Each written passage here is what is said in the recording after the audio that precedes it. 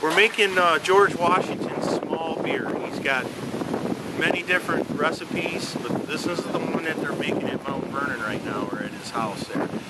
This one was from the New York Libraries, my information, and it's a small beer recipe. Now, what we're doing here, what we're showing here in the meshing barrel, you're doing this for any beer recipe you're making. You're actually taking the starches from the barley, and I added apples in here. You could put corn. So anything with starches you can put in here for about 150 degree water, and we left it in this barrel for about an hour, and we're extracting all the sugars that are forming in this barrel from starches to sugars. After an hour, this is a drain plug that I have in my hand, and this is kind of holding the drain plug steady for me. And as I lift this up, now it's called the wort. The wort of the barrel is coming out of it, which is sugared water.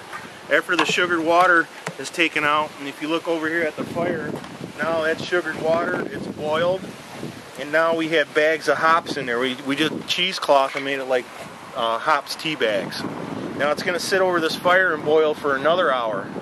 After that's been done, I'm going to add some molasses to it. That's the recipe of George Washington. It's a simple small ale, or small beer. And then after it sits for open fermentation after that, we're going to kind of let it cool down, then you add the yeast to it, just like you're making bread.